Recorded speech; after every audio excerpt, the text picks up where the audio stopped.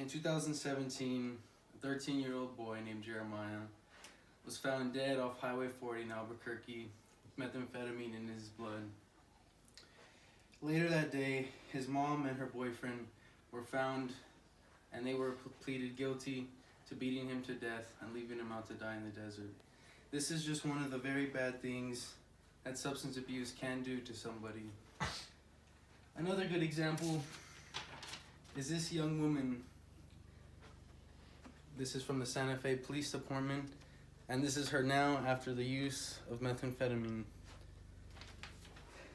According to the New Mexico Department of Health, in 2016, every New Mexican died 18 hours, and every 18 hours. And you put that into context, 497 New Mexicans died that year. Meth death rate has also doubled in 2012 to 2017, and 68% of all overdose death rates have involved prescription opioids from a physician that can be in your neighborhood or community. Here's just another graph starting from 1990 of how greatly addiction rates have increased in New Mexico, which is blue, and United States, which is yellow. Very big increase. As citizens of New Mexico, we ought to stand up though and help make our state better.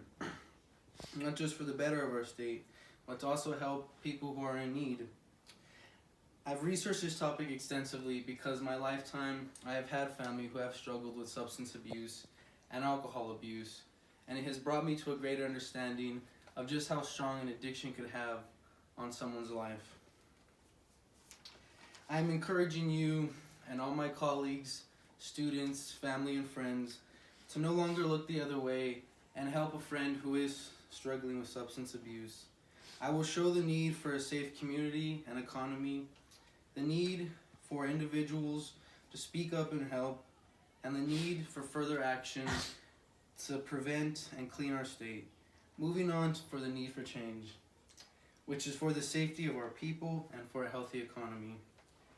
Our first reason for change is journalist Mr. Comer in Albuquerque found that meth residue in walls has greatly increased, and it is now a requirement in Albuquerque before you move into a domicile to get it checked for meth residue on the walls.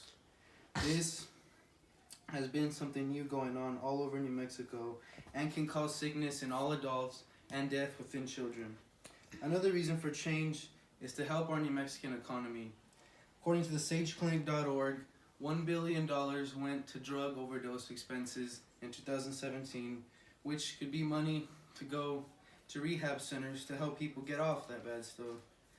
Another reason for change is Officer Howarth in Santa Fe found that meth has been much more cheaper and, as a result, more plentiful all over the streets of Santa Fe due to easy manufacturing in Mexico, which is a very south neighbor of ours. However, proceeding on, there is always a solution. As individuals, we can speak up and help a close individual with substance abuse. Being understanding and encouraging them to go to rehab or even join small meetings, free meetings all around New Mexico can encourage them to stop doing drugs. And also regulate the amount of opium that goes into all of our prescriptions, which goes back to the beginning of the speech. 68% of overdose rates are from opium-based prescriptions. Going on to my next topic, you yourself can contribute. Simply hearing someone out and spending time with them can make a tremendous difference in their lives.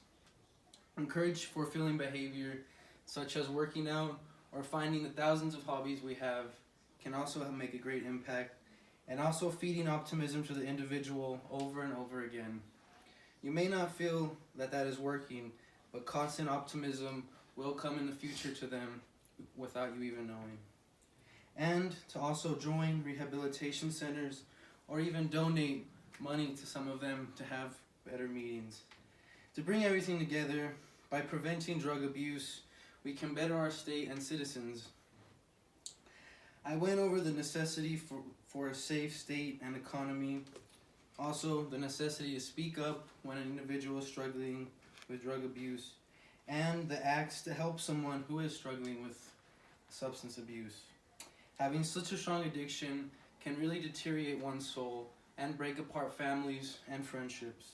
And I want you, as my students and family, to help save someone's life and to save the land of enchantment. Thank you very much, and that concludes my speech.